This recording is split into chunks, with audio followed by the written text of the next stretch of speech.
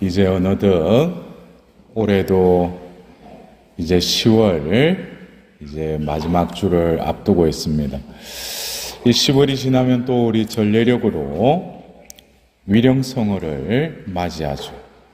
그리고 또 한 해를 마무리하는 만왕의 왕이신 그리스도 대축일을 우리가 또 맞이하고, 이어서 그 다음 주에 전례력으로 새해를 맞이하는 대림 제1주일이 또 우리를 기다리고 있습니다. 여러분들, 우리가 살면서 각자가 어떤 이들은 태어나면서 부모의 신앙으로 인해서 유아 세례를 받은 이들도 있고, 또 각자에게 하나님께서는 때가 되어서 여러분 각자를 부르시고 세례 성사를 통해서 이 천주교회에 입교를 하셨습니다. 여러분들, 이 천주교회에 입교하시고 나서 여러분들의 삶에 있어서는 이때까지 내가 살아왔던 삶 중에 또 다른 생활이 시작됐죠. 그걸 우리는 뭐라고 해요? 신앙생활, 또 영성생활, 이렇게 여러분들도 그 생각을 하지 않습니까? 그러면은 내가 이때까지 세례를 받기 전에 내가 살아왔던 삶이 있죠. 그리고 신앙을, 하나님의 선물을 받고 나서 그때부터 또 신앙의 삶이 있죠. 그죠? 근데 뭐가 틀려진 것 같습니까?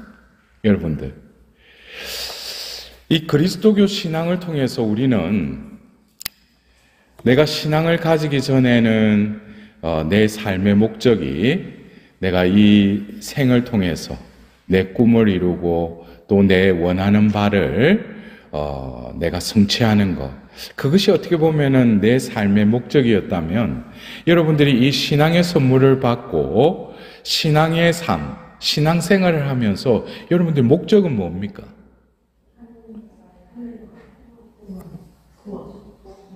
정확하게 이야기를 하셔요. 여러분들, 내가 신앙생활을 하는데 하나님이 나를 부르셨죠. 예? 그리고 우리는 예수님을 통해서 구원을 얻죠.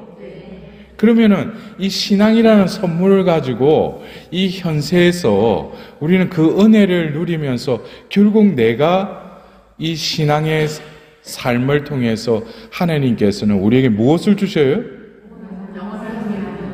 그래서 여러분들, 구원, 영원한 생명 다 정답입니다. 우리가 그 부자 청년이 예수님께 왔을 때 처음에 그 부자 청년이 예수님께 뭘 물어봤어요? 영원한 생명을 얻으려면 무엇을 해야 합니까? 그러니까 이 존재에게 있어서 한 부자 청년이라고 하는 이 성경에 등장하는 이 존재는 예수님을 만나서 가장 궁금했던 것이 영원한 생명이었어요. 그러나 결국 영원한 생명을 얻기 위해서 예수님께서 계명을 이야기하자 그 청년은 어떻게 했어요? 어릴 적부터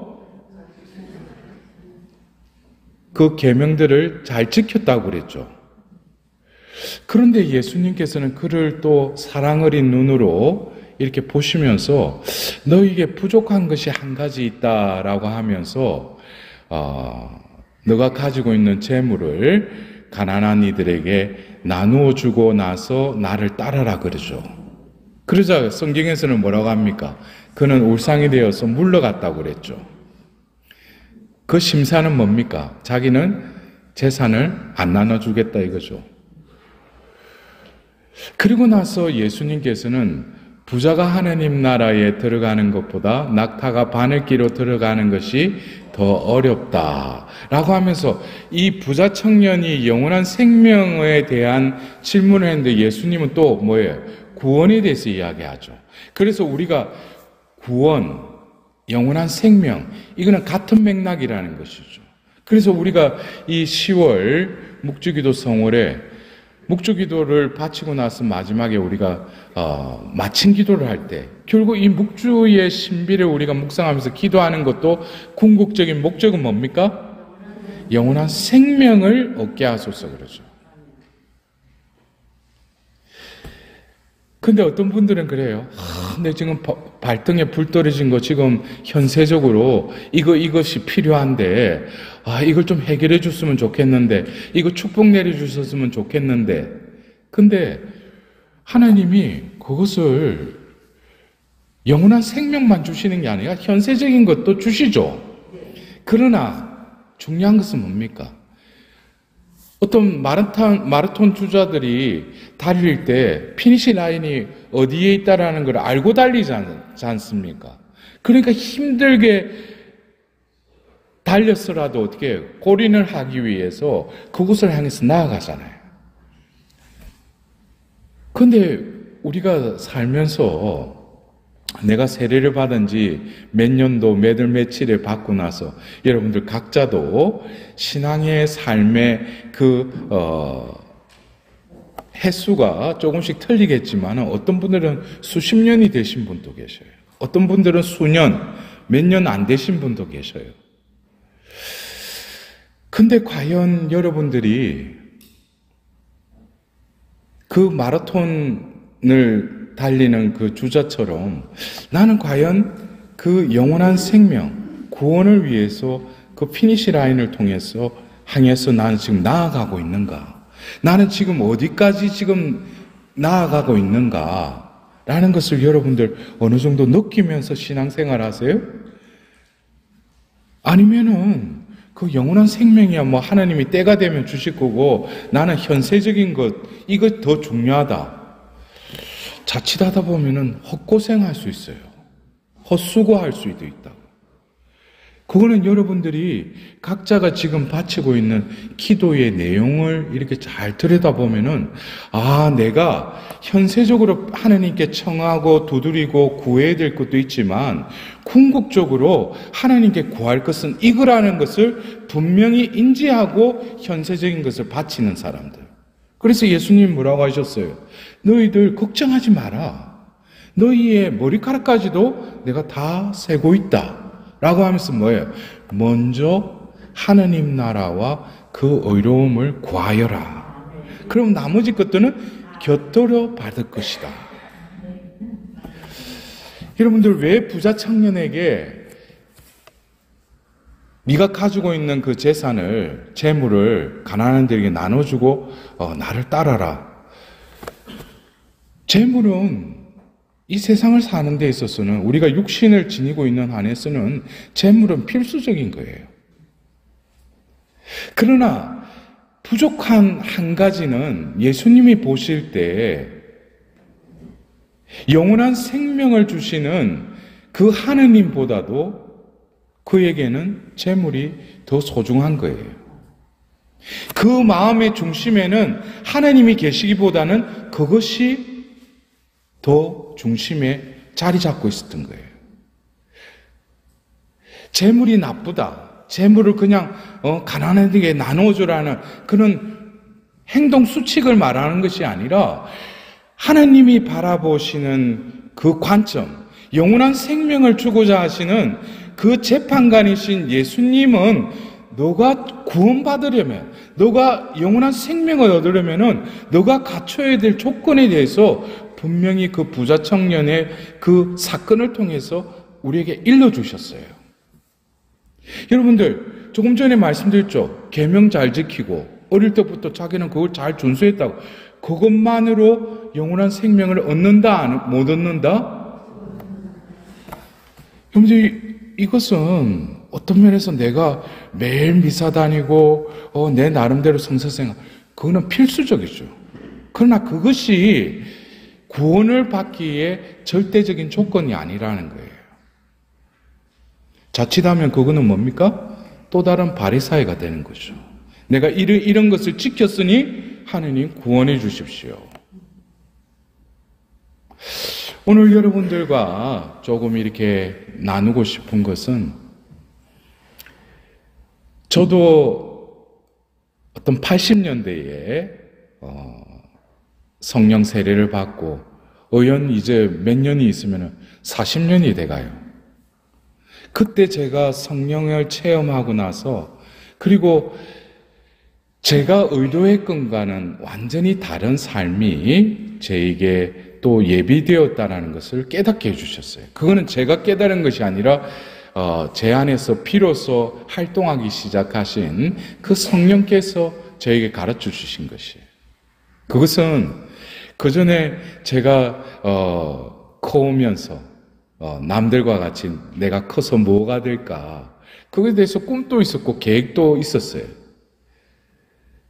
그러나 성령이 나에게 임하시고 나서 삶이 완전히 바뀌어버렸어요.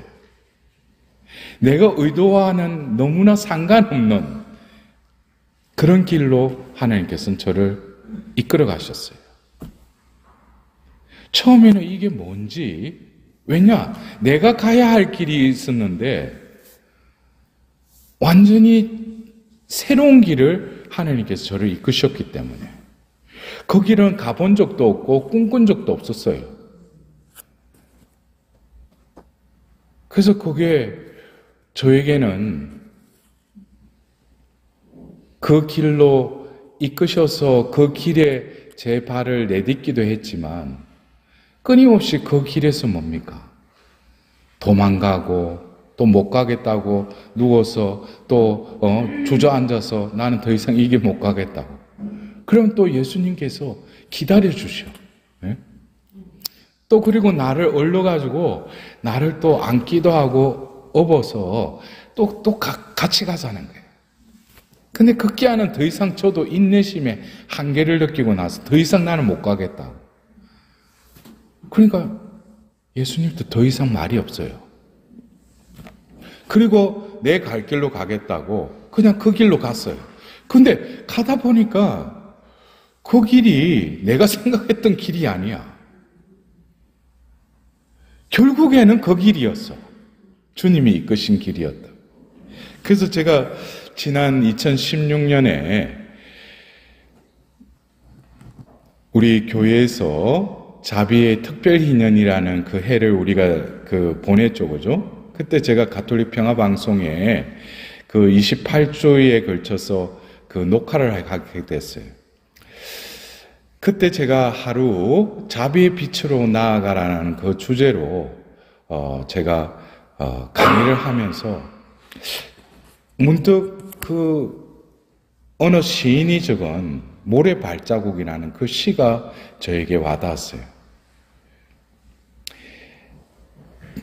그 시를 적은 사람이 하루는 예수님께 따졌어요. 주님, 당신이 나와 함께 하신다면, 당신이 나를 이끌어 오셨다면 제가 왜 이렇게 힘들고 고통스럽고 이러한 삶을 왜 살아가게 해주십니까? 당신은 나와 함께 내 삶의 길을 걸어주시겠다고 약속하시지 않았냐고. 그래서 예수님이 너가 걸어온 길을 한번 바라보라고. 그래 보니까 모래사장에 그 발자국이 몇 개가 찍혔겠어요? 4개가 찍혔겠죠, 그죠?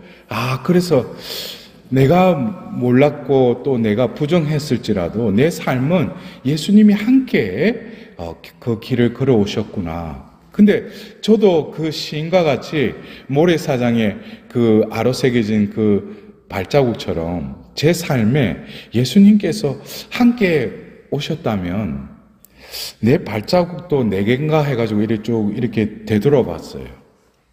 그러니까 어떤 때는 발자국이 4개였어요. 근데 어떤 때는 발자국이 2개밖에 없는 거예요. 그래서 그 시하고는 이건 제 삶하고는 뭔가 안 맞구나. 그러면서 제가 예수님께 그랬어요. 왜 4개에서 왜 발자국 2개밖에 없었냐고. 내가 보니까 그때 아주 힘든 때였다고. 근데 왜 발자국이 2개밖에 없었냐고. 제가 예수님께 따졌죠. 그러니까 예수님이 저에게 뭐라고 하시는 것 같았냐면은, 너가 그때 가기 싫다고, 이 길은 더 이상 못 가겠다고 하니까 내가 너를 얻고 또 무덤도 태우고 그래가지고 너를 얼르면서 그래서 이 길은 네 발자국은 없다고 내 발자국만 있었다고. 그러니까 말이 되는 것 같아. 그래가지고 또 이래 보는데 또 발자국 2개만 이렇게 걸어온 내 인생의 그 기간이 있습니다. 어느 기간을 보니까 발자국이 없어.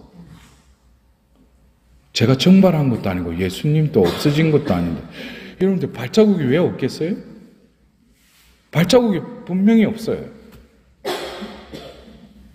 왜 발자국이 없겠어요?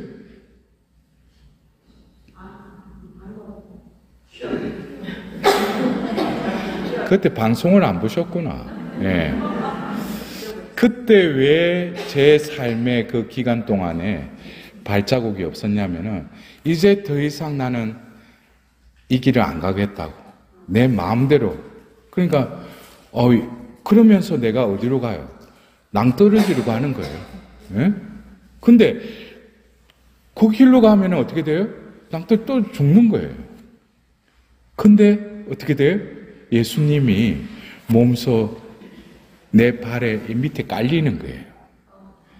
그러면서 낭떠러지로 떨어져야 되는데 낭떠러지에 다리가 되어주신 거예요. 그 길을 걸을 수 있도록. 그래서 그 길에 왜 발자국이 없었냐면은 내가 예수님을 밟고 지나간 거예요. 네? 그러니까 우리 자매님은 그런 기간이 없었는가 보지? 네? 저는 그 발자국을 기도 중에 깨달으면서 왜 우리가 십자가의 길을 하면서 예수님이 3번씩이나 넘어지셔야 되는가? 그것은 어쩌면 나의 길, 내가 주인 되어서 살아갔던 그 길 속에서 하나님은 뭡니까? 끊임없이 당신이 예배하신 길로 가라고. 그래서 우리는 이제 다가오는 그 새해에 대림 시기에 또 대림 시기가 이렇게 진행이 되면서 등장하는 이가 누구예요? 바로 세례자 요한이죠. 주의 길을 곧게 닦아라. 산보니처럼 올랐던 길, 또 꺼졌던 곳, 웅덩이, 이것을 뭐예요? 곧게 내어라 그러죠. 근데 그것을 내가 하는 게 아니에요. 주님이 몸소 제 삶에 있어서 깎아주시고 교만의 그 봉우리를 깎아주시고 내 좌절과 그 우울의 실망의 그 웅덩이도 다 메워주시고 그 길을 우리에게 마련해 주신 거예요. 그리고 급기야는 예수님께서 요한복음 14장 6절에 뭐예요? 이제 그 제자들과 마지막 만찬을 하시면서 나는 길이요 진리요 생명이다 그래요. 당신 자신이 뭐예요? 길이다는 거예요. 그리고 이어서 우리는 사도행전의 9장에 바로 사울이 다마스커스로 떠나죠.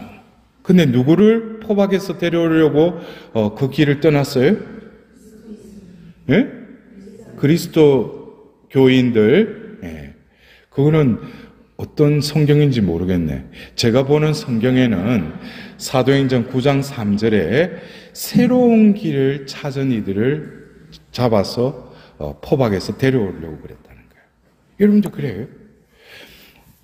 성령을 받은 이들은 새로운 길을 찾은 이예요.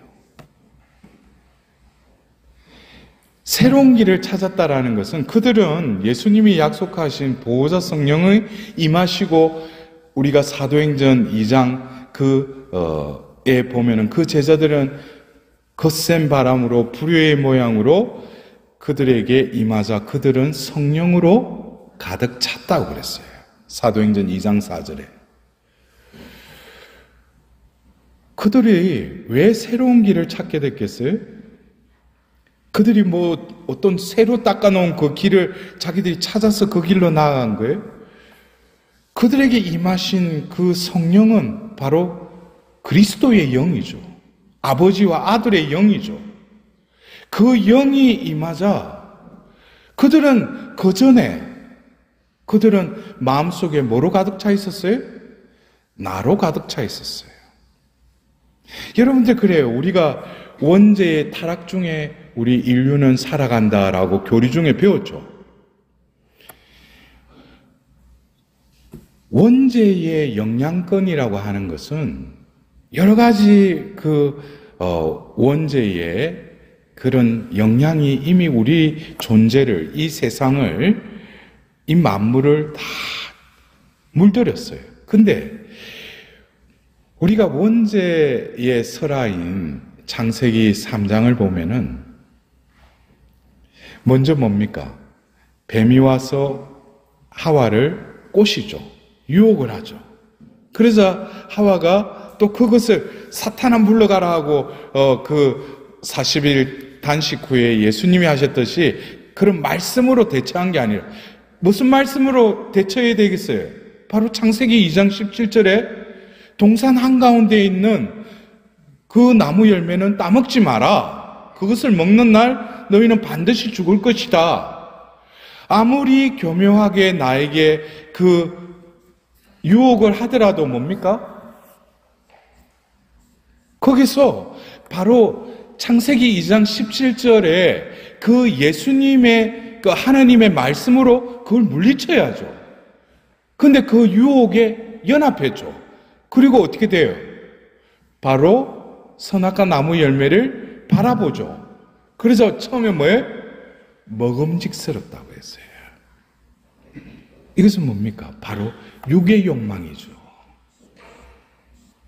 또 보니까 뭐예요? 탐스러웠다고 그랬어요. 이거는 뭐냐면 눈의 또 욕망이죠. 그리고 저걸 따먹으면 내가 슬기로워질 것 같아. 이것이 바로 뭡니까? 세상의 자만이죠. 이게 바로 요한 1서에 나오는 2장 16절에 나오는 바로 육의 욕망, 눈의 욕망, 세상의 그 자만으로 죄가 들어온다라는 것을 요한복음사가도 그렇게 적어놨죠. 그래서 그 세 통로를 바로 열어버린 거예요. 그러자 바로 뭡니까? 죄가 성립이 되죠. 그들이 따먹었잖아요. 근데 중요한 것은 그들이 그 선악과 나무를 따먹자마자 첫 번째 일어난 현상이 뭡니까? 그들의 눈이 열렸다고 그랬어요. 근데 여러분들, 그들이 그러면은 창세기 3장에 죄 짓기 전에는 그러면 봉사였어요? 소경이었어요? 예? 하느님이 불량품을 만들었어요? 아니, 그전에도 보았을 거 아니에요? 근데 그들이 바라본 것은 하느님이 창조 때에 보시니 참 좋았다라고 하는 그 사람들의 눈은 죄를 짓고 나서 뭐가 틀리냐면은 창세기 2장 마지막 기절에 뭐라고 하냐면 그들은 알몸이었는데도 부끄러워하지 않았다 그랬어요. 그들이 이렇게 하면서 그냥 아무것도 못 보는 상태 속에서 부끄러워하지 않은 게 아니라 그 똑같이 봤어요. 봤는데 뭡니까? 알몸인데도 부끄러워하지 않았다는 거예요. 원래 하나님이 보아라라고 한 그 눈은 그런 것에 수치심을 느낀 게 아니라는 거예요. 왜? 상대방의 존재를 하나니까. 여러분들 자식 나서 자식 새끼 이래 보면서 보고 알몸인 거 보고 막 가리고 그래? 아니죠. 자기 몸에서 났으니까. 근데 이 눈이 열리면서 어떻게 돼요? 그러면 이 눈이 열렸다라는 것은 그 전에 하나님께서 원래 부여해 주신 그 눈이 바라보는 것과 또 다른 눈이 열린 것이죠. 그 눈이 열리면서 어떻게 됐어요? 그들은 알몸인 것을 알고 두렁이 잎으로 가렸다 그랬어요. 첫 번째 뭡니까? 그들의 눈이 이상한 눈이 열렸죠. 예? 그러면서 수치심을 느끼죠. 그러면서 이어지는 것이 하나님을 숨고 결국 너 어디 있느냐라고 하나님이 찾자 너 선악과 나무 열매를 따먹었구나 하자 아담이 뭐라고 그래요? 당신이 창조한 저 여자가 나에게 따먹고 주는 바람에 내가 그걸 먹었을 뿐이다. 여기서 보셔요. 죄를 짓고 나서 눈이 열리면서 자신의 존재가 하나님 앞에서 늘 하나님 안에 있는 존재로 하나님과의 관계에서 무언가가 박탈됐다는 거예요. 그러니까 수치심을 느끼는 거예요. 이거는 뭐야? 하나님이 지으신 그 존재로부터 갈라져 나온 것이죠. 이해가 되셔요? 예. 그리고 이어서 뭡니까? 바로 창세기 2장에 갈비뼈로 하와를 창조하셨죠. 그러면서 뭐라고 해요? 이제 너희는 둘이 아니다 하나다 그랬죠. 여러분들 그래요? 우리가 갈비뼈로 그 여자를 창조했다고 해가지고 그래서 남자들이 조금 단순하고 멍청한 게 하나는 먼지로 빚었고 하나는 갈비뼈로 해서 했기 때문에 여자들은 두세 가지 일도 동시에 하고 남자들은 성분부터 틀려. 근데 여러분들 그렇게 성경을 자의적으로 해석하지 마셔. 갈비뼈로 만들었다는 게 이 갈비뼈는 뭡니까? 심장을 보호하기 위해서 하나님이 그렇게 창조하신 거예요. 이 갈비뼈의 존재로 그래서 서로 협력을 하라고 하시죠. 그래서 서로를 존중하고 서로를 아껴주고 서로의 진정한 그 생명을 지켜주는 그 갈비뼈와 같은 존재가 되라고 하는 것이죠. 근데 둘이 하나가 되라고 했죠. 근데 여기서 뭡니까? 죄를 짓고 나서 당신이 창조한 저 여자가 나에게 따서 주는 바람에 내가 먹었다고 그랬죠. 여기서 아담이 뭡니까?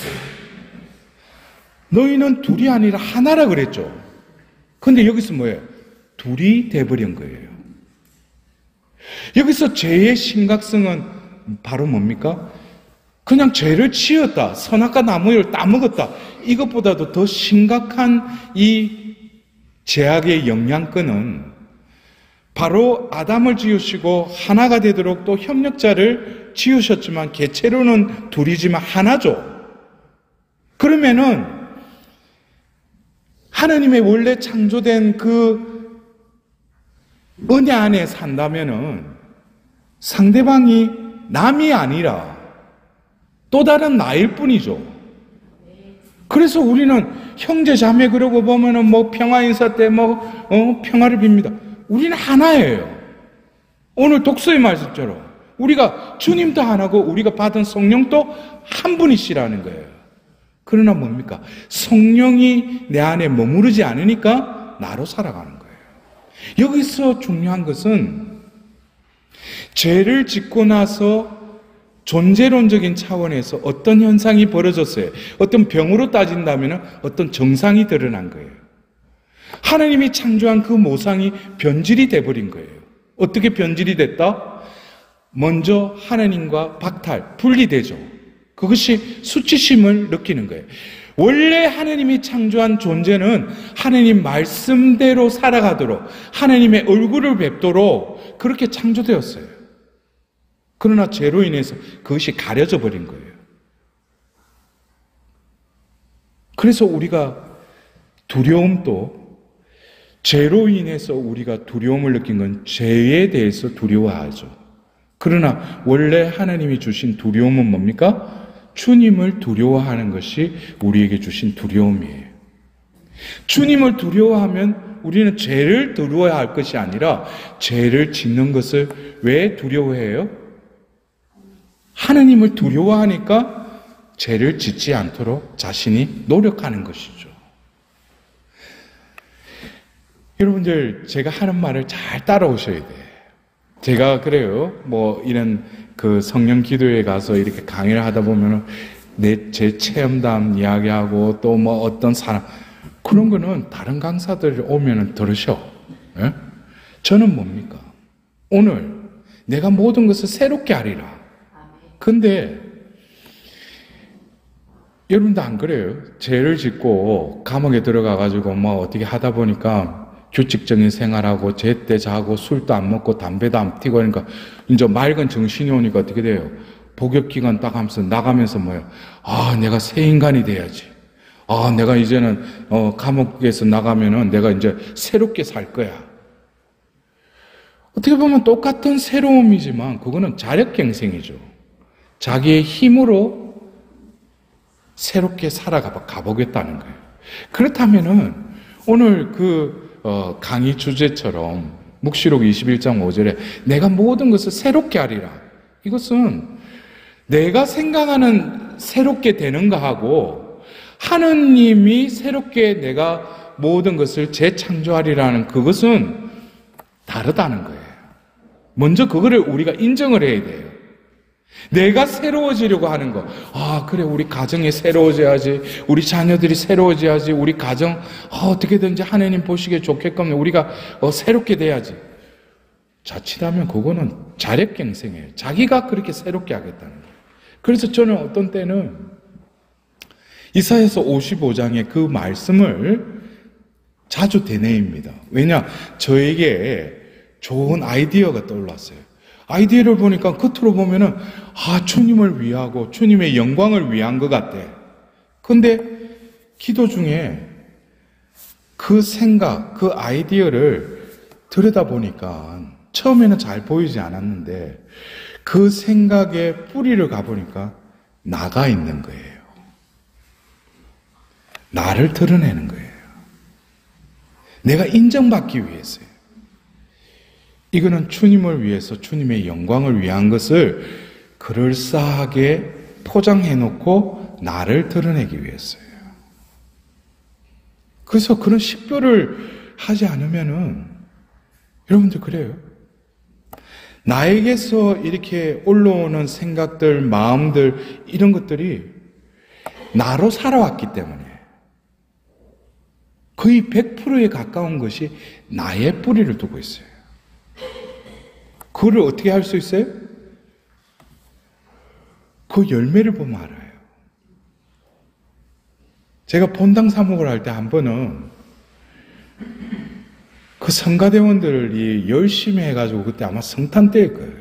근데 성탄 그 대축일 미사를 준비한다고 막 성가도 막 자기들끼리 그 한 달 전부터 해가지고 막 연습도 하고 밤에 모여가 밤늦게까지. 근데 그날 이제 성탄 대축일 남미사를 하고 잘 성가도 부르고 잘 끝났어요.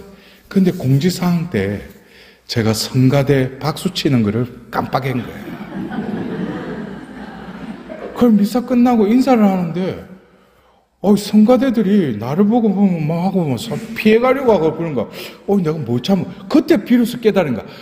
내가 우리 신자들 이번에 성가대원들이 얼마나 수고했고 우리 박수 이거 했어야 되는데 그걸 빠뜨린 거야. 근데 여러분들 그래요.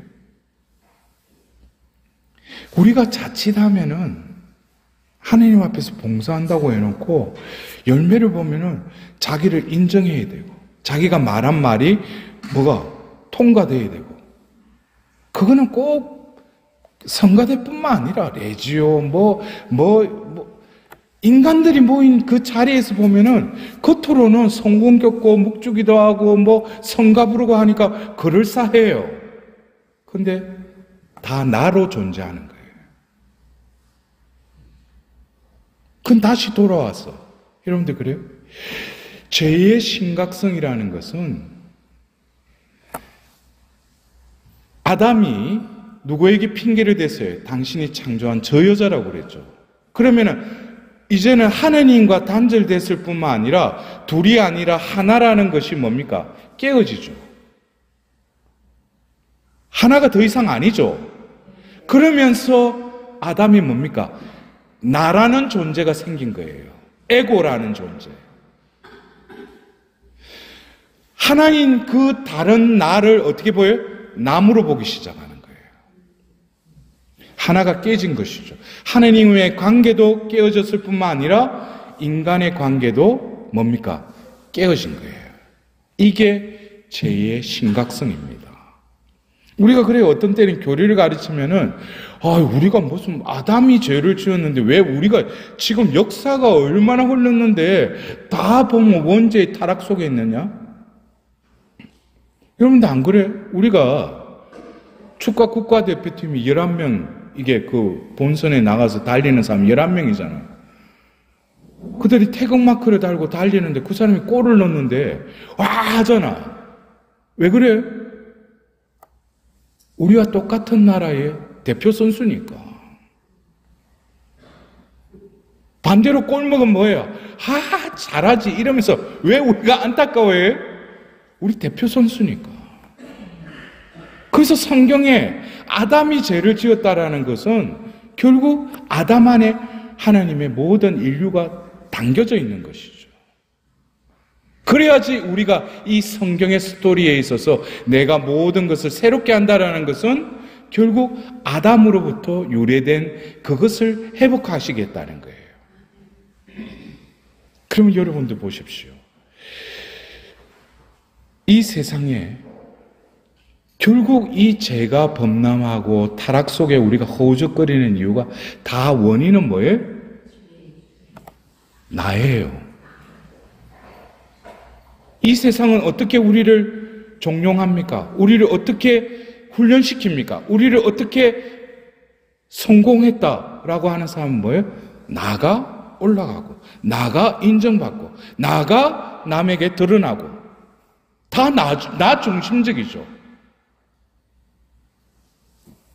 그래서 여러분들, 제가 어떤 때는 솔직히 그래요. 저도 성령의 그 은사를 받고 한때는 치유하고 뭐 구마하고 여러 가지 기적이 그런 곳에 하나님께서 서게 하시고 그런 제가 강의도 하고 여러 가지 기도도 했어요. 근데 어떤 때는 이곳저곳을 왔다 갔다 하다 보니까 앉아있는 사람들이 비슷비슷해. 내가 딴 데 지방에 갔는데 또 그것까지 와 있는 거야. 응? 저 사람은 그때 은혜의 밤 때 뭐 성령 대회 때 만나가지고 그 앞에서 울고 막 흔들고 그러다만 넘어지기도 했는데 저 사람 또 왜 저기 또 앉아 있는가? 그러니까 소위 말하면 단골이야. 그 사람들이 어딜 가더라도 그 자리에 있어. 근데 그거 보면은 교회에서 성령 세미나나 성령 묵상을 받는 사람이 얼마나 많아요.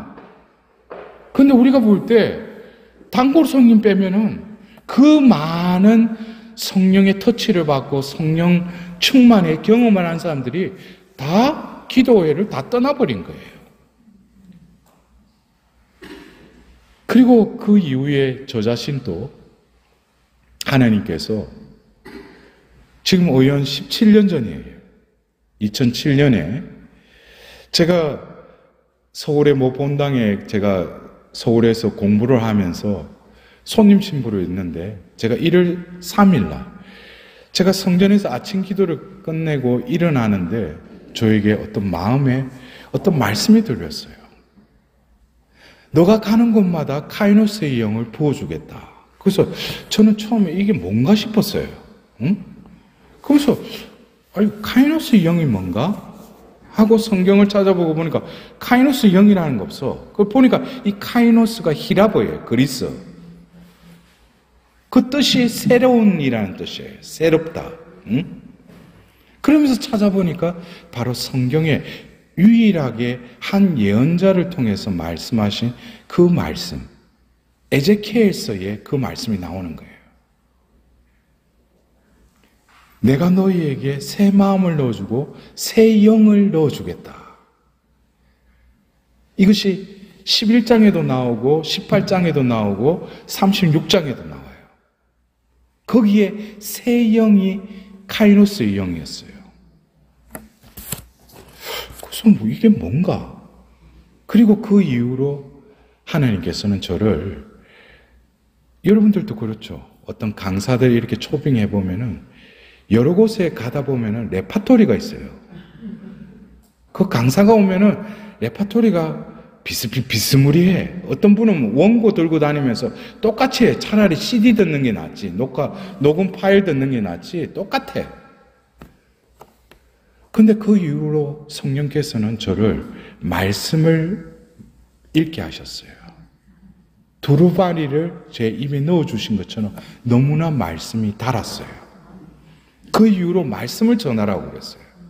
그러면서 제 강의의 내용들이 이제 체험담, 어떤 감정에 호소하기보다는 성경에 나온 말씀들을 제가 통독을 하고 말씀을 가르치면서 구약, 신약 70세권의 책의 모든 그 말씀들이 제가 강의를 하면서 말씀들이 그냥 살아 움직이기 시작한 거예요. 그래서 제가 평화방송에서도 강의를 했을 때 PD들이 그런 거예요. 신부님의 한 강의는 보통 강사들이 4개, 5개의 그 강의를 집약해서 말씀하신다고. 그러니까 어떤 분들은 그래요. 강의를 듣다가 잠깐 화장실 갔다 오고 앉아있으면 뭔 소리인지 모르. 왜? 계속 귀담아 들어야지 이게 말씀이 계속 운행하는 거예요. 그래서 여러분들이 성령을 받았던 베드로와 바오로와 스테파노를 보면 우리가 사도행전 그 2장에 바로 성령을 받고 솔로몬 주랑에서 바로 오순절 설교를 했던 그 베드로의 설교를 보세요. 자기 체험을 받고 성령이 임했는데 찌릿찌릿하고 보면 내가 몸이 뜨겁고 그거 안 하죠. 바로 구약에서부터 말씀이 어떻게 이 예수로 이어지는지를 명확하게 딱딱딱 이거를 성령께서 이어가게 하셔요. 예수께로 향하게끔. 다윗의 시편, 요엘서를 그러면서. 그리고 여러분들 그 사도행전 8장을 보면 스테파노가 죽기 전에 했던 설교를 보더라도 다른 거 한 게 아니에요. 바로 성경에 있는 말씀들을 성령께서 다 이어주셔요. 그리고 1차 전도 여행 때 바오로 사도가 15장에 바로 안티오키아 시리아 안티오키아에서 첫 전도 여행 때 첫 설교를 할 때도 바오로 사도도 뭡니까? 바로 성경의 말씀이 어떻게 예수를 통해서 성취된지를 설교를 합니다. 여러분들, 우리가 성령을 내가 체험했다면 그거는 이제 시작이죠. 내가 성령 안에서 살고 성령 안에서 내가 성장하려면은 말씀과 함께 해야 돼요. 말씀을 먹어야 돼요. 왜? 말씀이 있는 곳에는 성령이 함께 하시니까. 체험은 그 한순간이지만 말씀을 품고 있는 그 영혼은 계속 그 안에 영혼이 마르지 않는 샘에서 계속 성령이 샘솟아요. 그리고 열매가 맺어집니다. 그래서 제가 그 이후에 말씀을 또 전한다고 한참 말씀 성경 강의를 하고 그렇게 국내외로 돌아다녔어요. 그 이후로 하나님께서 2007년도에 저에게 들려주신 그 말씀이 나로부터 연유됐다면 아마 시간이 지나면 망각의 은총으로 다 잊혀졌겠죠. 근데 잊을만 하면은 또 어떤 자리를 마련해서 사람들 모아주셔. 그러면 또 그 앞에 서서 말하는 중에 그 영에 대해서 다시금 깨닫게 해주셔요. 양파의 껍질을 벗기듯이. 그게 세월이 지나면서 제가 2014년도에 LA의 그 성령 세신에서 봉사자 피정을 하면서 그걸 준비하러 하면서 저에게 새 영이 바로 자비와 회복의 영임을 구약에서 신약으로 이르는 그 말씀을 찍어주시면서 바로 자비와 회복의 영이 새 영임을 또 가르쳐 주셨어요. 그리고 이어서 2017년 파티마 성모님 발현 100주년 때 제가 유럽 지역에 우리 신자들이 1년에 한 번씩 모여서 성령 세미나를 하는데 그 해에 저에게 섭외가 왔어요. 근데 제가 그랬어요. 성령 묵상에 저도 주관을 하고 했지만 저는 그걸 만일에 하기를 원한다면 다른 신부님을 섭외하시라고. 근데 똑같은 7강인데 제가 여러분들이 접하지 못했던 제가 그 7강의를 했는데 새 영에 대해서 제가 강의를 하는데 제목이 세나클 여정이라고 그러면서 했는데 유럽의 그 회장님이 신부님 그럼 그걸로 올해는 해주세요. 그래서 제가 독일에서 첫 세나클 여정이라는 걸 통해서도 새 영을 소개했어요. 근데 제가 지금 시간이 지나면서 참 신기한 게 여러분들 그래요. 새 영이라면은 그래서 제가 초창기 때는 그런 거를 강의하고 그래서 또 성령대로 하나님께서 저를 이끄셨어요. 그래서 미국에도 뭐 북가주, 남가주, 동남부, 동중부 큰 곳에서 성령대회에 제가 또 하나님께서 저를 세워주셨어요. 그리고 한국에서도 수원교구도 그렇고 안동교구, 전주교구, 광주, 대구 이런 곳에서도 성령대회 때 저를 세워주셨어요. 근데 제가 그때 무슨 치유하고 이런 걸 하는 것을 막았다기보다도 그런 마음이 들지 않았어요. 그리고 저에게 선포하라고 하는 말이 바로 묵시록 21장의 그 말씀을 선포하게 하셨어요.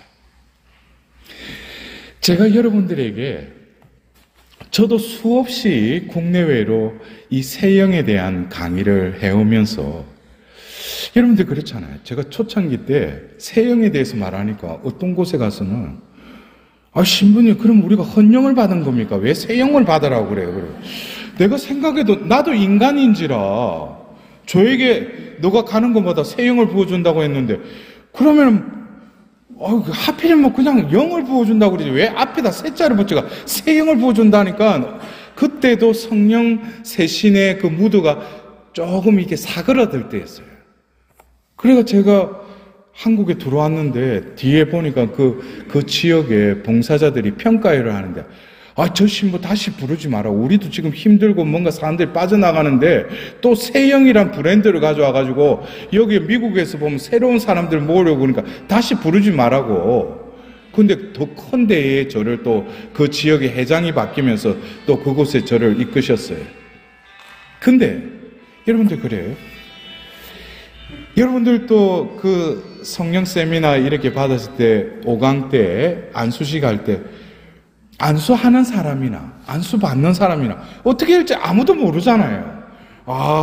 어떤 우리 신자분들 중에 그래 신부님 저 좀 매매 단디 좀 안수해 주세요. 아이고 매매라는 말 경상도 분들은 알죠? 단디 해달라고. 그래서 뭐 어떻게 안수를 해야지 단디 해. 근데 어떤 이들은 뭐 손대기 전에도 넘어지기도 하고 뭐 별의별 일들이 많이 일어났어요. 지나가기만 해도 보면 넘어지기도 하고.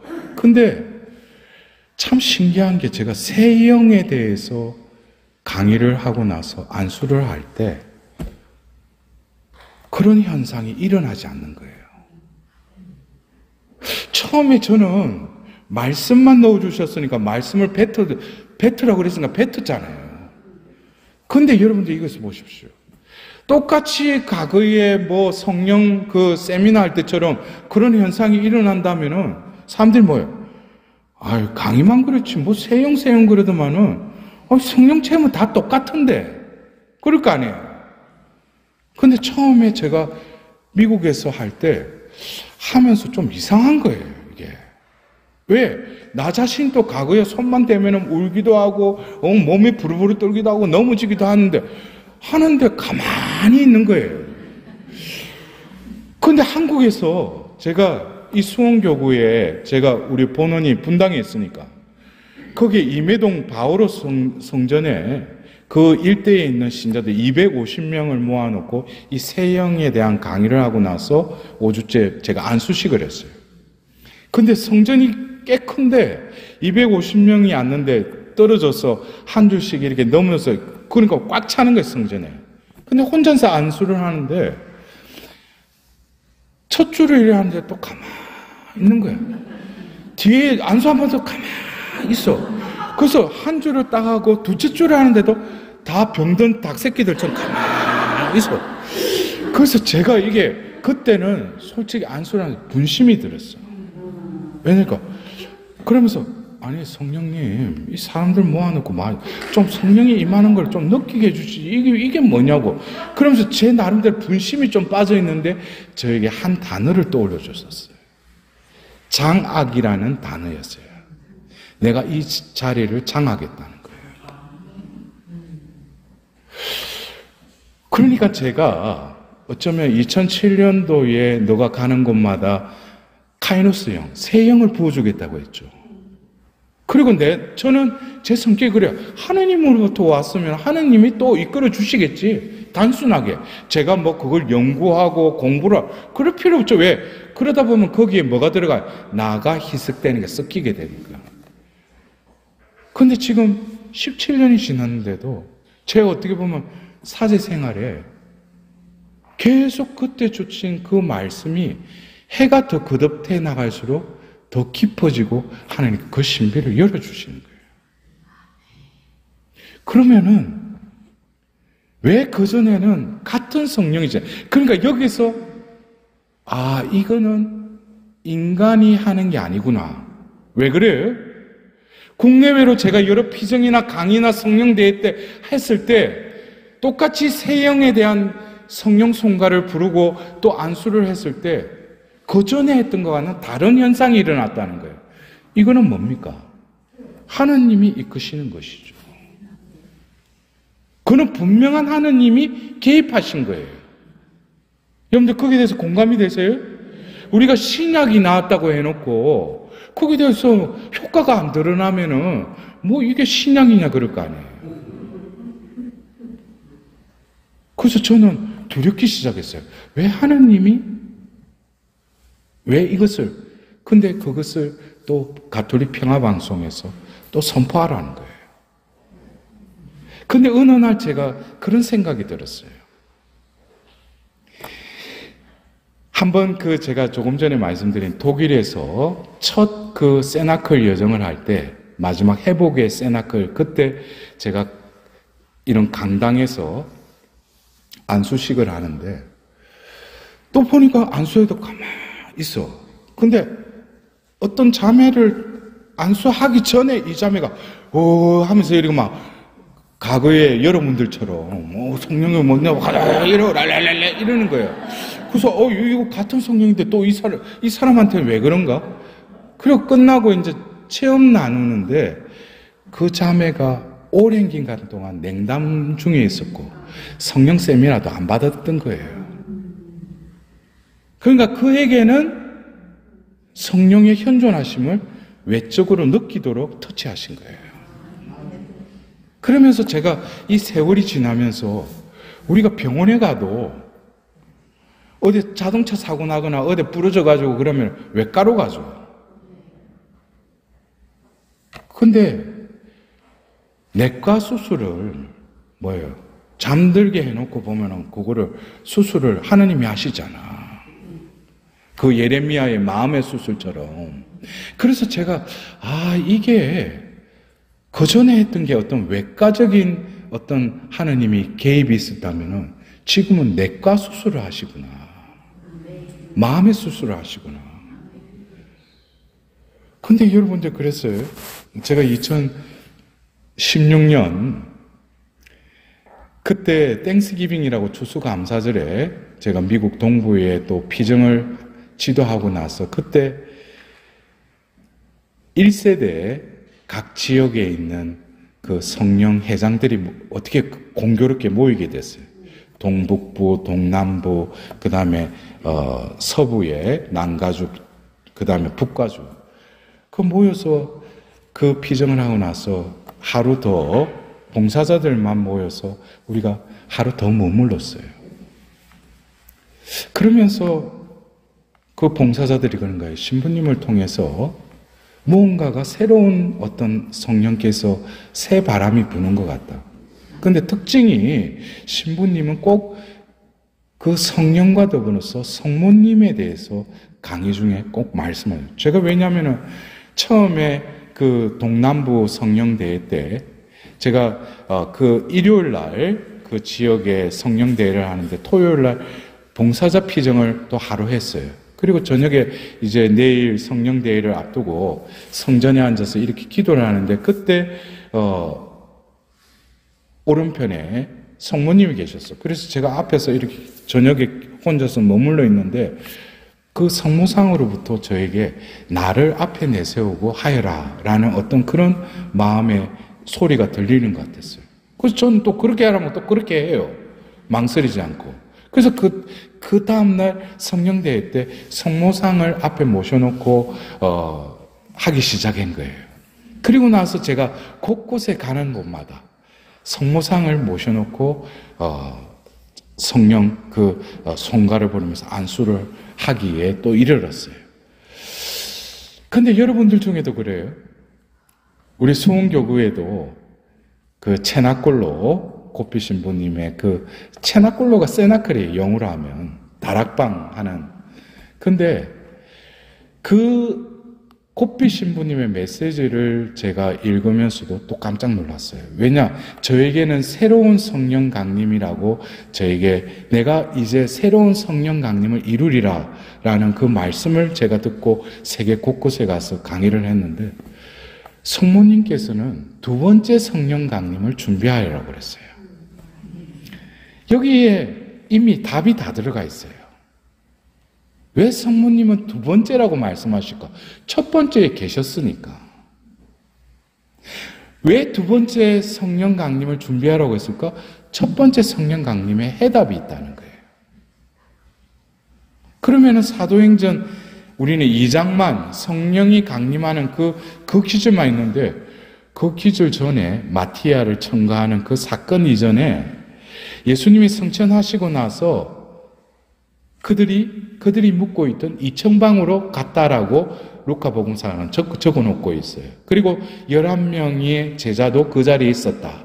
그러면서 바로 사도행전 1장 16절에 여러 형제와 예수의 어머니와 자매들이 한 마음으로 기도에 전념하였다.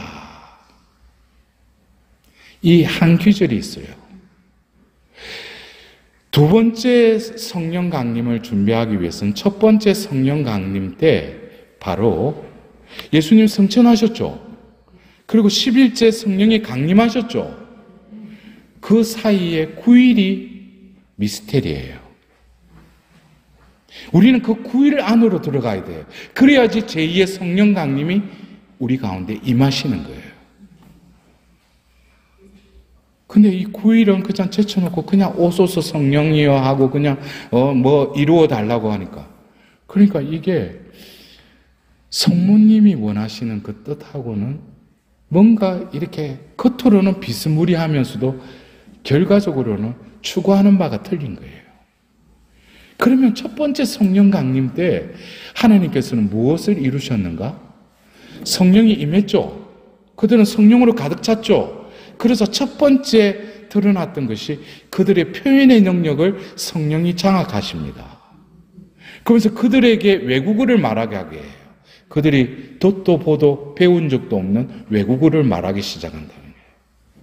그러자 디아스포라, 이방 지역에 왔던 유대인들이 뭐예요? 들으니까 자기 나라 말로 들리는 거예요. 우리가 쉽게 말하면 미국에 1세대 부모가 갔는데 그곳에서 자식을 놓쳐. 그럼 집에서 한국말 하지만 밖에 나가면 다 영어로 쓰잖아요. 오히려 어떤 애들은 한국어보다도 영어에 익숙해져 있죠. 그러니까 그 이방 지역에 살던 유대인들이 와서 그 오순절 때 명절 지내러 왔다가 그 세나클에 들어왔다가 뭐예요? 그들이 성령을 받은 이들이 외국어로 말하는데 그 나라 말로 들리는 거예요.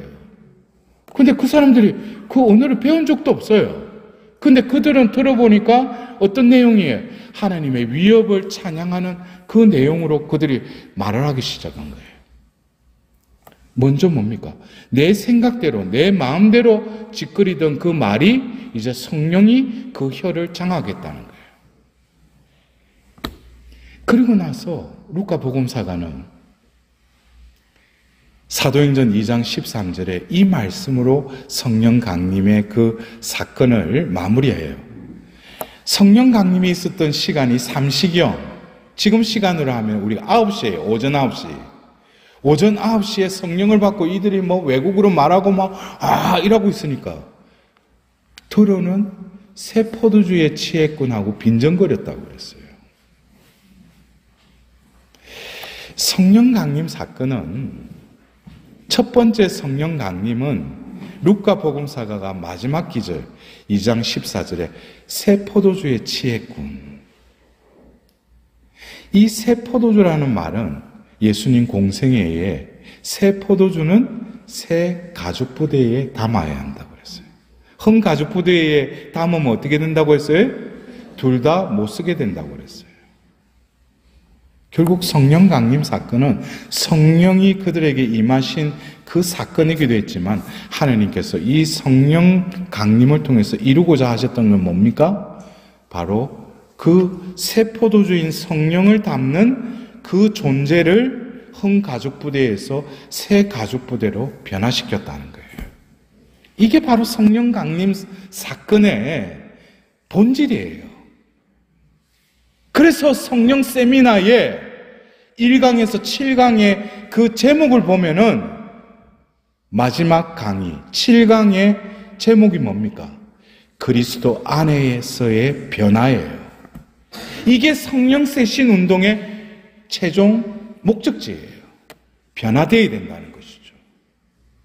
이거는 트랜스피규레이션, 예수님이 타볼산에서 모습만 바뀐 그 외형적인 변화가 아니라 트랜스포메이션, 내 존재가 송두리째 변화되는 것이에요. 뭐에 의해서? 성령에 의해서. 그래서 저는 이제 담대하게 선포할 수 있어요.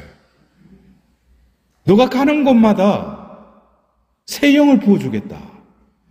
그리고 세월이 지났어요. 이제는 성령께서 와서 뜨겁고 뭐 성령이 오소서, 저는 그런 자리 안 갑니다. 왜? 어떤 때는 제가 쇼맨십 하는 거야. 쇼하는 것 같아요. 우리가 유행도 뭡니까? 올해 또 겨울에 패션이나 뭐 머리 헤어스타일 다 바뀌잖아요. 왜? 장사해야 되니까. 매년 매 순간 바뀌는 게 이 세상인데 하나님 안에서는, 그래서 바오로 사도가 고린도 교회에 뭐라고 했어요? 제가 처음 여러분들에게 갔을 때는 단단한 음식을 먹여줄 수가 없다고. 왜? 소화를 못 시키니까. 근데 여러분들 중에도 그래요? 과거의 성령 세신 운동이 한참 교회에 뜨거운 그 바람을 일으킬 때 많은 이들이 성령으로 인해서 변화가 일어났어요. 성령이 진짜 살아계시구나. 심령 기도를 할 때 성령이 내 안에 머무시구나. 그러나 중요한 것은 존재가 변화가 없는 거예요. 그래서 저는 여러분들한테 분명히 말씀드려요. 제가 말씀드리는 이 선포하는 그 말씀과 더불어서 이제는 하나님께서 여러분들의 존재가 바뀌는 새 가죽부대가 되어서 새 포도주를, 그것을 에페소서에 여러분들이 지금 읽고 있는 그 독서의 말씀에 바오로 사도는 내적 인간이 되는 것이에요. 그것이 바로 옛 인간을 벗어버리고 여러분의 영과 마음이 새로워져 하나님의 모상으로 창조된 새 인간을 입어야 한다는 것입니다. 그냥 구태의연하게 묵은 포도주가 좋다라고 해가 그것만 쫓아다닐 것이 아니라 이제 새 포도주를 담는 새 가죽부대가 되어야 되는 거예요. 그래서 여러분들 오늘 어쩌면 이 지구의 지역에 또 저를 보내셔서 여러분들 오늘 이 밤에 하나님께서 또 예비하신 그 은혜는, 오늘 강의의 주제가 묵시록 21장 5절 내가 모든 것을 새롭게 하리라 그랬어요. 근데 하나님께서 새롭게 하자는 것은 자력갱생이 아니라 바로 그슬로 올라가면은 너희들 이제 눈물 흘릴 일도 없고 부르짖는 일도 없을 것이다. 죽음도 없을 것이다. 하고 그 전절에 묵시록 21장 3절에 그 의좌에서 큰 소리가 울려왔습니다. 이제 나의 거처가 너희들 가운데 있다. 우리가 볼 때는 새하늘 새 땅, 묵시록 21장 1절에 나는 새하늘과 새 땅을 보았습니다. 이것이 어떤 리모델링이 돼서, 이 세상이 리모델링 돼서 야, 이게 새하늘 새 땅이 이렇게 좋구나. 하나님의 방법은 그게 아니에요. 우리 존재를 원래 지으신 바대로 하나님의 모상으로 회복시키는 거예요. 그게 뭡니까? 바로 창세기 2장 7절에 먼지로 빚은 그 코에 숨을 불어넣으니 비로소 생명체가 되었다. 그것이 원래의 사람이라는 존재예요. 사람 안에는 뭐가 있어요?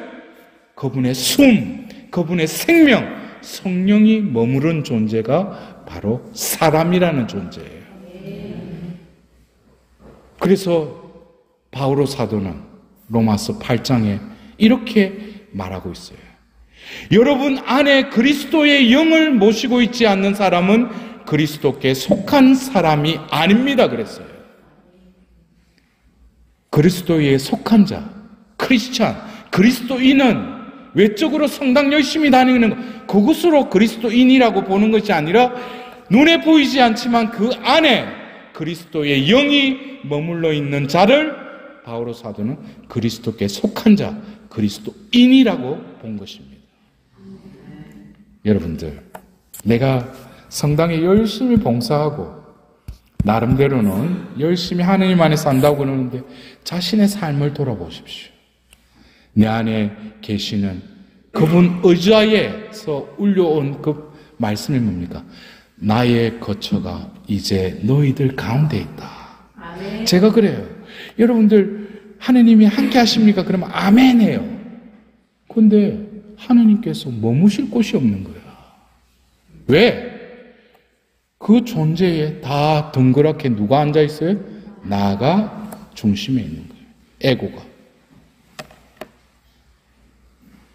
새 영은 이제 하느님의 심판대에 하느님께서 보시는 것은 내가 한 공로나 수고를 보시는 게 아니라 그 존재를 바라보십니다.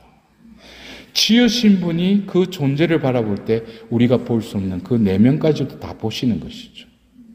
그 내면의 중심에 나의 거처로 살아갈 것인지 아니면 하느님의 거처로 내가 살아갈 건지 그것이 바로 하나님의 심판의 바로 판단 기준입니다. 여러분들 어쩌면 그리스도교의 영성 생활은 딴 게 아니에요. 내가 열심히 완덕을 추구하고 완덕을 추구케 하는 분도 성령이 시작해서 성령으로 완성하는 게 완덕이에요. 그래서 그리스도교의 영성 생활이라고 하는 것은 이 성경 말씀이 해답을 줘요.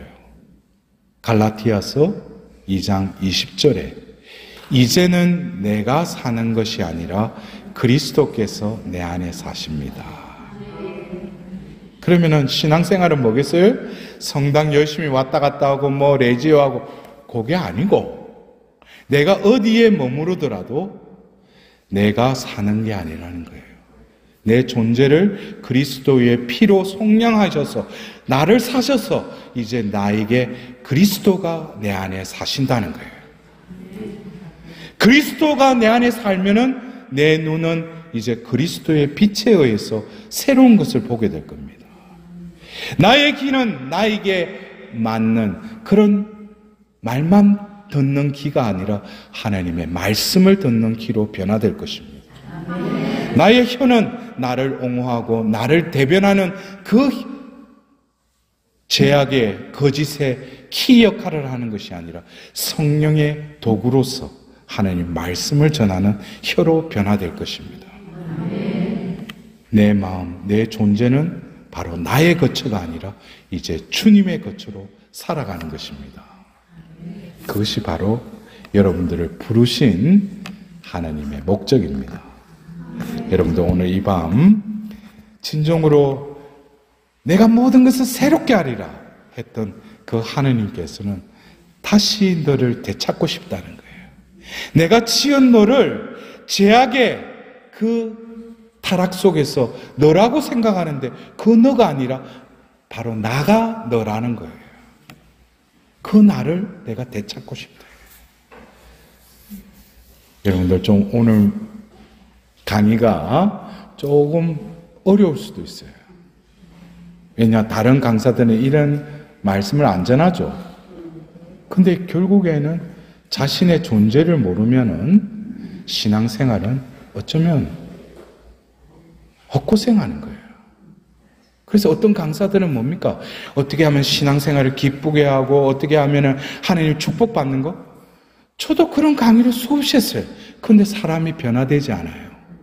입맛에 단 그런 말씀에는 사람들이 많이 모여요. 그래서 예수님이 뭐라고 했어요?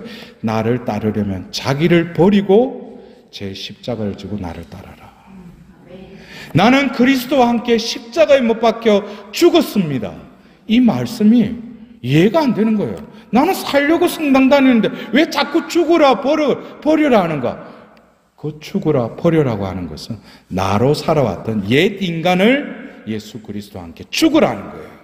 그럴 때 성령으로 새롭게 거듭 태어난 새 인간으로 거듭 태어나러 살아가는 것이 바로 신자의 삶, 신앙의 삶, 영성의 삶인 것입니다.